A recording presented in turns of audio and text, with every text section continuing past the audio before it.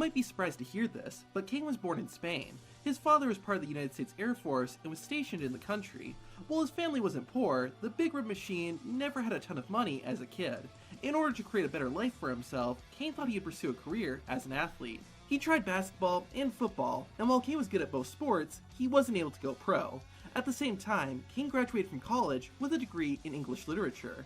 So since he loved sports and drama, the Devil's Favorite Demon decided he'd put those two things together and become a wrestler. After getting trained, Kane started wrestling, but for the first few years, he made little to no money. That didn't discourage Kane, and his hard work eventually paid off.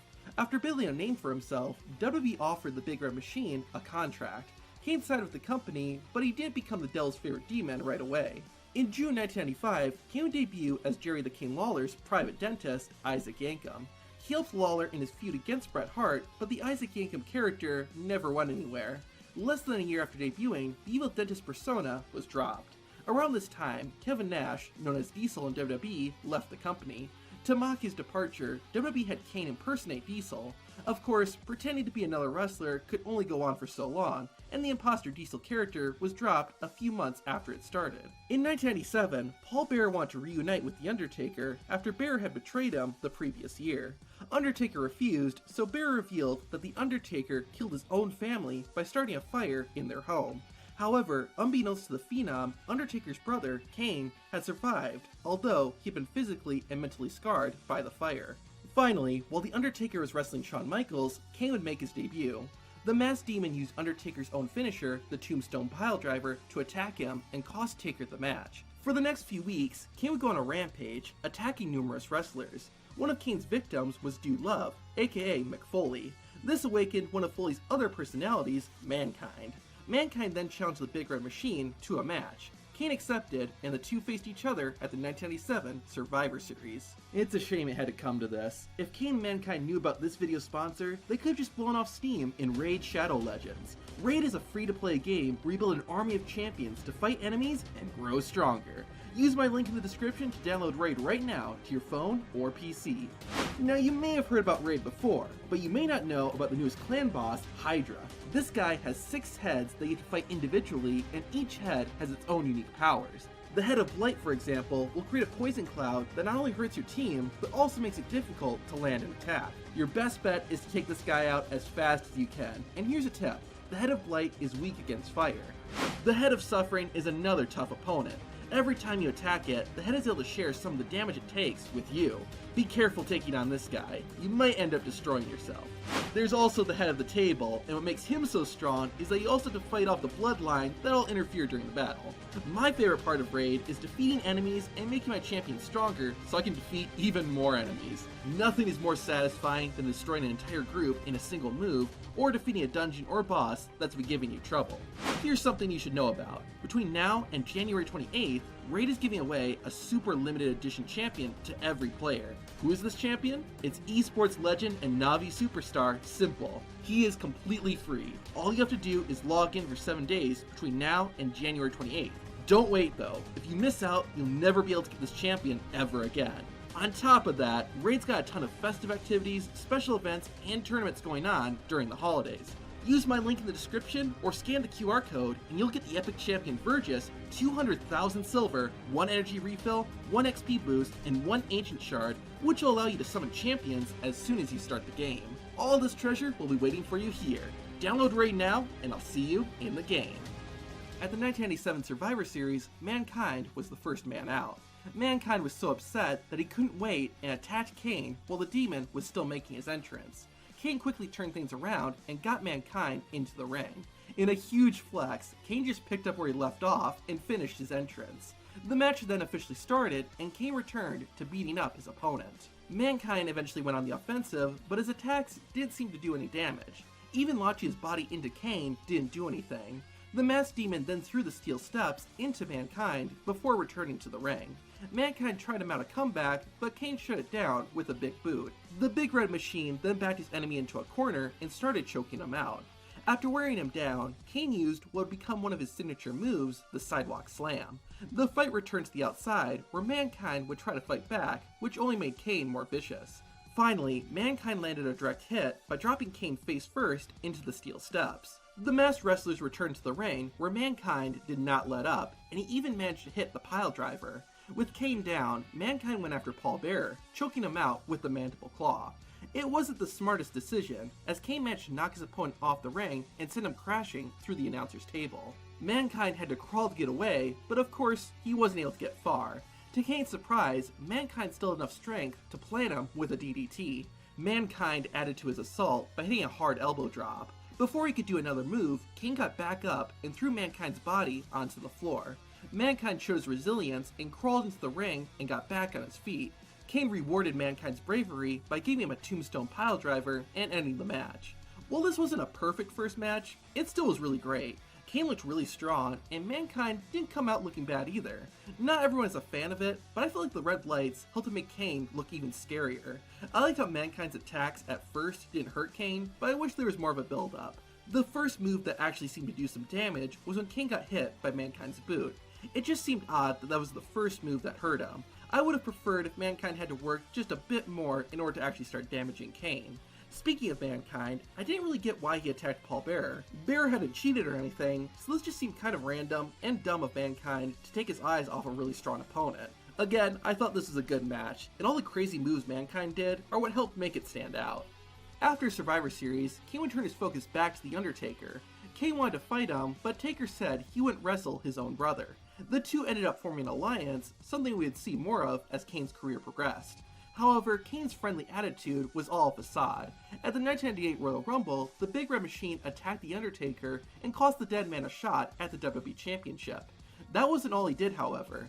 The Big Red Machine locked his brother inside a casket and then set it on fire. However, The Undertaker used his supernatural powers to escape unharmed. After Kane tried to kill him, The Undertaker changed his mind and decided to fight his brother at WrestleMania. In his first match at WWE's biggest show, Kane was defeated. The Big Red Machine would get 2 more rematches against The Undertaker. Kane and Undertaker's second match was at the Mayhem in Manchester pay-per-view, where Kane lost yet again. They fought once more at the 1998 Unforgiven pay-per-view. This time, they competed in the first ever Inferno match. Kane would end up being thrown over the top rope and dodged the flames. The Big Red Machine was content with calling it quits, but was then attacked by Vader and forced back to the ring. Kane's right arm was eventually set on fire, and The Undertaker won the match. Since Kane didn't enjoy Vader's little attack, the two faced off in a mask vs. mask match at the next pay-per-view. Thankfully, Kane won, which he really needed after 3 consecutive losses to The Undertaker. Speaking of The Undertaker, Kane had a 4th match against his brother the night after defeating Vader. With a distraction from Mankind, Kane was able to finally defeat the Phenom. On top of that, the victory also made Kane the #1 contender for the WWE Championship. The Big Red Machine got his title shot at the King of the Ring pay-per-view. He took on the champion, Stone Cold Steve Austin, in a first blood match. The Undertaker interfered and accidentally hit Stone Cold with a steel chair. Remember this. Anyways, this allowed Kane to win and become WWE Champion. This was without a doubt a huge victory, but Kane's title reign was short-lived. One day after winning the WWE title, Kane lost it back to Stone Cold. The Devil's Favorite Demon wouldn't be championship list for too long though. Shortly after losing to Steve Austin, Kane decided to team up with former rival, Mankind. Their alliance didn't last that long, but they did manage to win the World Tag Team titles twice. During their second title reign, it was revealed that Kane had been secretly working with The Undertaker. Apparently, that accidental chair shot to Steve Austin back at King of the Ring was intentional. With Kane and Taker's alliance now revealed, the Big Red Machine would abandon Mankind and forced him to defend the tag team titles alone at SummerSlam. As tough as Mankind was, there was no way he could win a 2-on-1 match, and both he and Kane became former champions. The Big Red Machine could have cared less, as Vince McMahon put both Kane and The Undertaker in a triple threat match against the WWE Champion, Stone Cold. This match took place at Breakdown in Your House, with the stipulation that Kane and The Undertaker couldn't pin each other. McMahon did this so Steve Austin would hopefully lose the WWE Championship. The plan sort of backfired, as Kane and Undertaker pinned Stone Cold at the same time, meaning that there was no champion. McMahon was going to make the Brothers of Destruction both the champion, but Stone Cold interrupted the ceremony and attacked Vince McMahon. McMahon was furious that Undertaker and Kane didn't protect him, and he decided to not award them the championship. In hindsight, this is a pretty bad decision, because the Devil's Favorite Demon and the Phenom then attacked Vince McMahon and injured his ankle. Despite this, Kane and The Undertaker would fight each other at Judgment Day for the WWE Championship, with Stone Cold as the special guest referee. During the match, Kane's former manager, Paul Bearer, came out and seemed like he wanted to help Kane. However, it turned out to be a trick, and Bearer and The Undertaker were working together. The plan didn't completely work, as Steve Austin ended up counting a double pinfall and declared himself the WWE Champion. Kane didn't care about the title at this point and was more interested in revenge. During a Buried Alive match between Stone Cold and The Undertaker, Kane assaulted the dead man and he ended up losing the fight. The two would go their separate ways after that, with Kane joining a group called the Corporation. He aligned himself to Chyna, and they had feuded the man Chyna used to protect, Triple H. Their partnership had an unfortunate ending for Kane though. At WrestleMania 15, Chyna turned on Kane, and the Big Red Machine was kicked out of the Corporation as well. At the same event, X-Pac was betrayed by his friend, who was coincidentally Triple H. X-Pac befriended Kane, and they formed not just a tag team, but also a personal relationship. Additionally, in both a funny but also heartwarming moment, Kane got a girlfriend, a female wrestler named Tori. X-Pac and Kane even became two-time tag team champions, which makes it all the more sad when X-Pac eventually turned on his friend. X-Pac had gotten back with a recently formed D-Generation X and saw no more need for Kane. On top of that, X-Pac also stole Kane's girlfriend. For the rest of 1999 and into 2000, Kane and X-Pac faced off several times, with both men getting their fair share of wins and losses. The rivalry finally came to an end at WrestleMania 2000 when Kane teamed up with Rikishi to defeat X-Pac and his DX buddy, Road Dogg. After a short break, Kane returned and reunited with The Undertaker. He joined his brother in his feud against the McMahon-Helmsley faction, but there was clearly tension between Kane and Taker. The Brothers of Destruction did end up imploding not too long after they got back together, when Kane attacked Undertaker during a match. The two faced off at the 2000 SummerSlam, and face off is very accurate. The dead man unmasked Kane during the match, causing the Big Red Machine to flee, and the match ended in a no contest. This was the first time we had seen Kane without his mask, not counting Isaac Yankem or the fake Diesel. This was just a one-time event, and Kane would continue to wear his mask after SummerSlam. For the rest of the year, Kane competed for the WWE Championship, but didn't have any success. He also began a feud with Chris Jericho, which started when Jericho spilled coffee on the Masked Demon. Kane and Y2J had a trilogy of matches, with Kane winning the first two and Chris Jericho winning the last one. The Big Red Machine made history during the 2001 Royal Rumble match. He set a record of eliminating 11 wrestlers and was also the runner-up. Additionally, during the match, the Big Red Machine patched things up with The Undertaker.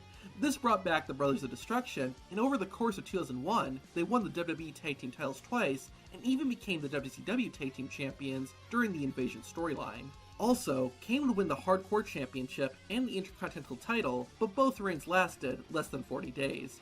Kane and Undertaker remained a tag team until Survivor Series, where they were part of Team WWE in a winner-takes-all match against Team WCW. After that, the Brothers of Destruction quietly separated. In 2002, Raw and SmackDown were split into two different rosters, with Kane being drafted to Raw. He had a short feud with the recently debuted New World Order, before disappearing for a little while.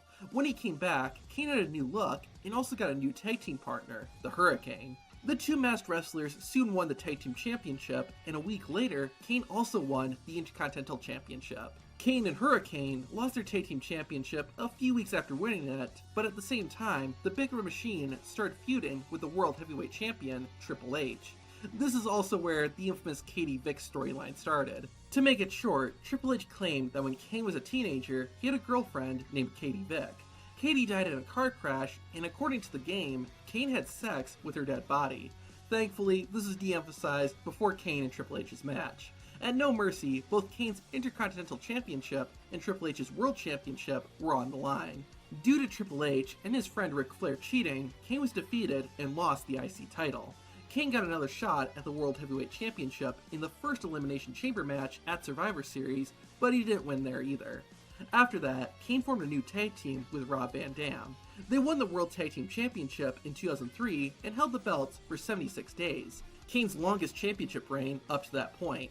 After dropping the title, Kane reunited his feud with Triple H. Thankfully, there were no mentions of Katie Vick this time.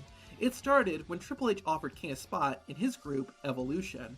Stone Cold, who was co-general manager of Raw, countered and said if Kane didn't join Evolution, then he'd get a championship match against Triple H. The other co-general manager of Raw, Eric Bischoff, then added that if Kane lost the championship match, then he would have to unmask. Despite that stipulation, Kane accepted Stone Cold's offer, and Triple H and Kane went one-on-one in a title versus mask match. Interference from the other members of Evolution allowed Triple H to win, and Kane was forced to unmask. Unlike before in 2000, this unmasking was permanent. The Big Red Machine became unstable after losing his mask and began attacking everyone, including the CEO of WWE, Linda McMahon. Not too surprising, this enraged her son, Shane McMahon, causing him and Kane to fight in 2 matches, both of which Kane won. After that, Kane, who is still unhinged, decided to attack his brother, The Undertaker, during a buried alive match between the Dead Man and Vince McMahon. The assistance from Kane allowed Vince to win, and Undertaker wasn't seen after that match. Despite insisting that The Undertaker was dead, all kinds of strange and supernatural things would happen to Kane over the following months. Finally, The Undertaker returned at WrestleMania 20, along with Paul Bearer by his side. Kane and Taker went at it for a second time on the grandest stage of them all, and just like before, Undertaker prevailed. After Mania, Kane began another odd storyline. This one started when he kidnapped Lita. Kane wanted a child to carry on his legacy, and Lita became pregnant. Matt Hardy, who was Lita's actual boyfriend both on and off screen, was of course furious. The 2 men met in the ring at the 2004 SummerSlam, with the winner getting to marry Lita. Kane won and tied the knot shortly thereafter. However, a few weeks later, Kane was wrestling against Snitsky. During the match, Kane was hit in the back and he fell on top of his pregnant wife, causing a miscarriage. Kane blamed Snitsky for the incident, and the 2 had a rematch at Taboo Tuesday. Snitsky not only won the match, but also injured Kane's larynx. The Big Red Machine didn't return until the 2005 New Year's Revolution pay-per-view, where he avenged his loss against Snitsky. Afterward, Kane and Lita reconciled, but she later turned on him and started a relationship with Edge. The Big Red Machine and the Rated R Superstar had several matches against each other throughout 2005. The rivalry finally ended when Edge defeated Kane in a stretcher match. After being absent for a few months, Kane returned and won an 18-man Battle Royal. Because of his victory, Kane would be one of 3 wrestlers fans could vote for to receive a WWE Championship match. The other 2 options were Big Show and Shawn Michaels, with HBK receiving the majority of the votes. Big Show and Kane would instead receive a World Tag Team Championship match, which they won. This began a very lengthy title reign between the 2 giants. Kane and Big Show held the Tag Team Championship until April of 2006, where they lost the belts to the Spirit Squad. This would then begin another storyline where Kane would become unstable. The Devil's Favorite Demon began hearing voices that would constantly repeat the date, May 19th. The Big Red Machine would sporadically start attacking people, even his tag team partner, The Big Show. As it turned out, this is the day his family was killed in a fire. Even after May 19th passed, the voices continued. Later on, someone wearing Kane's old attire appeared and started attacking the Devil's Favorite Demon. The storyline had an abrupt ending when Kane beat up the imposter and unmasked him and threw the man out of the arena. For more details, watch my video on the May 19th /Imposter Kane storyline. Anyways, after that, Kane disappeared again, but returned at SummerSlam, attacking Umaga. This ultimately set up a loser leaves Raw match between the 2 monsters. Umaga won that match, which forced Kane to move to SmackDown. On the Blue Brand, Kane began a rivalry with MVP after MVP asked for better competition. The 2 had several matches against each other, including tag team matches, where Kane partnered with The Undertaker for a short while. The rivalry between the Big Red Machine and Montel Vontavious Porter ended at Armageddon, when Kane set MVP on fire in an Inferno match. At the 2007 Royal Rumble, Kane eliminated Booker T, only for Booker to get back into the ring and eliminate Kane. Kane would get his payback soon after, when he attacked Booker T when Booker was receiving the key to his hometown of Houston. At the No Way Out pay-per-view, Kane defeated Booker, and they had a second match a few days later on SmackDown. The Great Khali attacked Kane during that match, allowing Booker to get the win. The 2 giants faced off at WrestleMania 23, only for Kane to lose to the Indian Giant. After WrestleMania, Kane had a few smaller feuds until taking a short break. In July 2007, Teddy Long announced that Kane would be World Heavyweight Champion Edge's opponent at the Great American Bash. However, the Devil's Favorite Demon would attack and injure Edge before the pay-per-view, causing the world title to be vacated. Kane participated in a 20-man battle royal to become the new world champion. The Great Khali won that match, but Kane and Batista were given a chance to become the #1 contender later that night.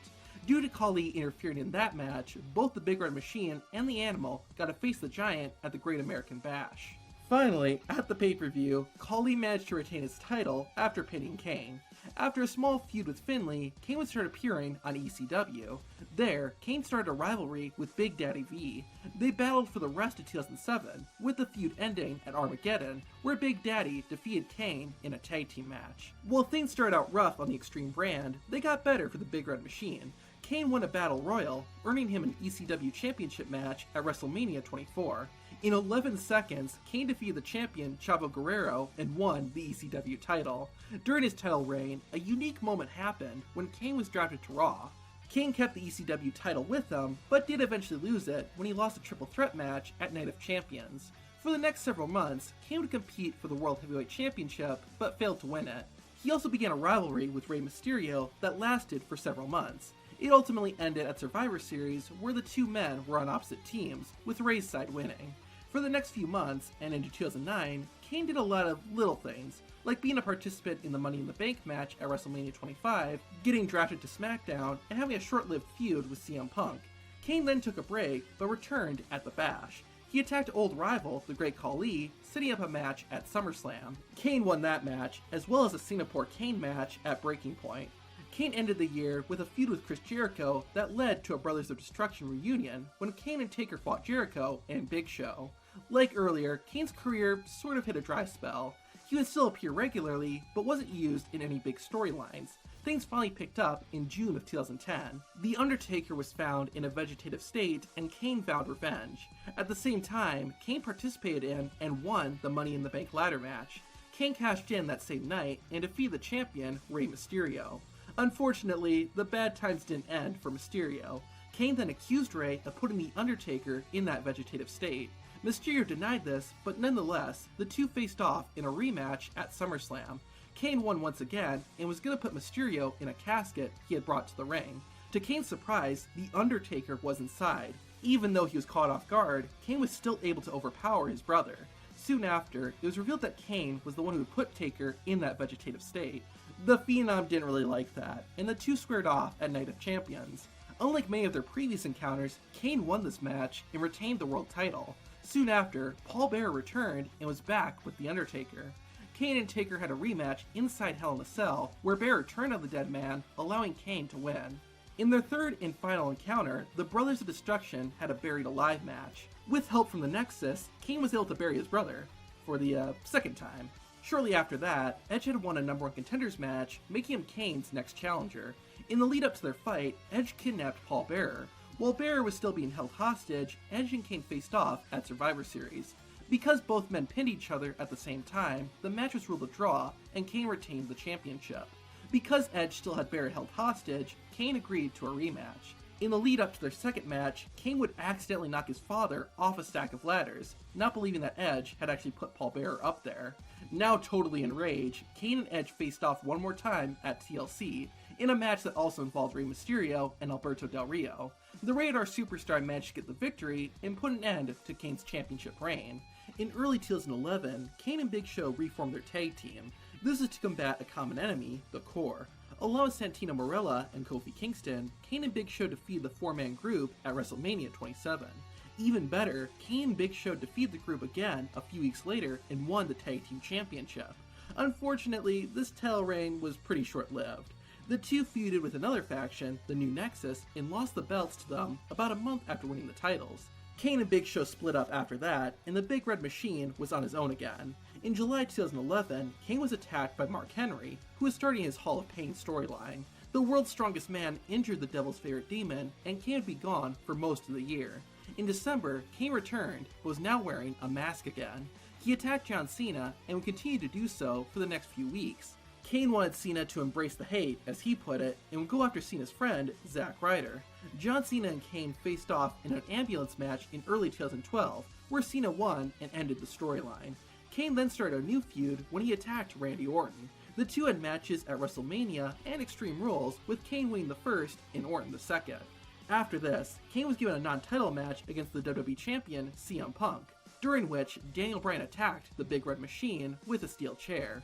Bryan and Kane continued to butt heads, which caused Raw General Manager AJ Lee to enroll them in anger management classes. This ultimately led to their iconic tag team, Team Hell No. They ended up winning the tag team championship and had a very lengthy run with the titles. They had successful defenses against the likes of Team Rhodes Scholars, 3MB, and Dolph Ziggler and Big E. Finally, after 245 days, the title reign came to an end when Kane and Daniel Bryan were defeated by Roman Reigns and Seth Rollins. Following this, Team Hell No also broke up, which was kind of unfortunate considering what would happen next. Kane would be attacked by the debuting Wyatt family after he won a match. Kane would then take on the leader, Bray Wyatt, in an Ring of Fire match at SummerSlam. Thanks to interference from Eric Rowan and Luke Harper, Bray Wyatt won, and Kane would disappear for a while. When he returned, Kane soon unmasked and joined Triple H and Stephanie McMahon's group, The Authority. The Big Red Machine started wearing a suit and tie and began being referred to as Corporate Kane. As a member of The Authority, Kane feuded with the group's enemies, including CM Punk, Daniel Bryan, and The Shield. After losing a 6-man tag team match at WrestleMania 30, Stephanie McMahon berated Kane and told him to find the big red monster he was before. This prompted Kane to put the mask back on, and he was made #1 contender for the WWE World Heavyweight Championship. The champion at this time was Kane's former tag team partner, Daniel Bryan, and they squared off at Extreme Rules. It was an awesome match, but Kane did ultimately lose. While continuing to help the Authority, Kane would still be a contender for World Champion, although he was never successful. After losing a last man standing match in August 2014 to Roman Reigns, Kane once again unmasked himself and returned to being Corporate Kane. Smaller rivalries would be the norm for the Big Red Machine, and it was usually against someone who is an enemy of the Authority. At the same time, Kane would also protect the WWE Champion, Seth Rollins, who was also part of the Authority. In July 2015, Brock Lesnar attacked Kane and injured the Big Red Machine. Immediately after that, Seth Rollins insulted Kane and literally kicked him while Kane was down. Once the Devil's Favorite Demon healed, Kane returned the favor and attacked Rollins. This led to a Hell in a Cell match for Rollins' World Heavyweight Championship, which Kane lost. Per the match stipulation, Kane was also fired from the Authority. Following this, Kane reunited with The Undertaker to take on and defeat the Wyatt family at Survivor Series. Oddly enough, for the next year, Kane would continue to have small feuds with various members of the Wyatt family, but this is mostly just due to coincidence. Best of all for Kane, he won most of his matches against them. After defeating Luke Harper in late 2016, Kane would disappear for 10 months. He returned by coming out from under the ring and attacking Roman Reigns and costing the Big Dog his match. Kane would then participate in a 5-on-3 match at TLC against The Shield. Despite the numbers being in his favor, Kane lost when he and his other teammates turned on Braun Strowman. Kane and the Monster Among Men finally got to go one-on-one a couple of months later. To make the match even bigger, the winner got to face the Universal Champion, Brock Lesnar, for the title. Kane and Strowman destroyed each other, but the match ended in a double countout. Ultimately, they both got to face Lesnar at the 2018 Royal Rumble. As with most of his World Championship matches, Kane was not the man who had his hand raised. The following night on Raw, the Big Red Machine and Braun Strowman went at it again in a last man standing match. Strowman was the clear winner this time, and afterward, Kane vanished from WWE again. For the rest of the year, Kane had short rivalries. One of them was with John Cena when Cena was trying to get a WrestleMania match against The Undertaker. Later on, Kane got Team Hell No back together with Daniel Bryan. The two even challenged for the SmackDown Tag Team Championship, but a title reign was not meant to be. Towards the end of the year, Kane and Undertaker once again reunited to feud against Triple H and Shawn Michaels. At Super Showdown, Michaels interfered in Triple H and Undertaker's match, which gave the game the victory. Kane got involved afterward, and Taker and the Devil's Favorite Demon attacked Triple H and Michaels. This set up the Brothers of Destruction vs. DX at Crown Jewel. While Kane and Taker looked impressive, DX won the match, after Triple H pinned Kane. Following Crown Jewel, Kane wouldn't be seen a whole lot. In real life, Kane became mayor of Knox County, Tennessee, but he would make occasional appearances in WWE. However, the Big Red Machine made time to wrestle one more match, and over 25 years after he joined WWE, Kane laced up his boots one final time.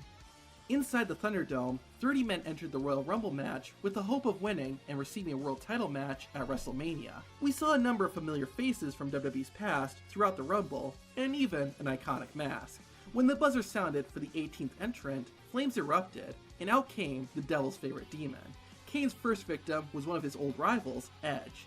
The Big Red Machine then chokeslammed Matt Riddle and Shinsuke Nakamura, and then grabbed Dolph Ziggler by the throat and threw him over the top rope. Kane set his sights on Ricochet, who tried to fight back, but got the chokeslam treatment and was eliminated. After all this fighting, Kane locked eyes on his former tag team partner, Daniel Bryan. It looked like we were going to see Team Hell No rise once again, but Kane instead gave Bryan a chokeslam. Damian Priest then approached Kane. The Big Red Machine still had plenty more chokeslams to give, but Priest wasn't having it.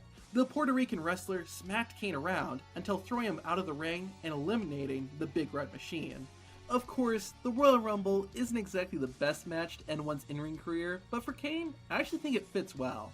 This is Kane's 18th appearance in the Royal Rumble match, 20th if you count the 1995 and 1997 Rumbles, where he appeared as Isaac Yankem and Diesel respectively. Kane also holds the record for most eliminations if you count all of his Royal Rumble appearances. Basically what I'm saying is that Kane is synonymous with the Royal Rumble, so having this be his last match does fit. It was also cool seeing him bump into Edge and Daniel Bryan, considering Kane has history with both of them. Having Damian Priest be the one who finally eliminated him was also a nice way of giving a newer wrestler a rub. Not long after the Royal Rumble, Kane would be inducted into the 2021 WWE Hall of Fame. It's definitely deserving, and someone else who will be inducted soon is The Undertaker. To watch the Dead Man's first and last matches, watch the video on screen.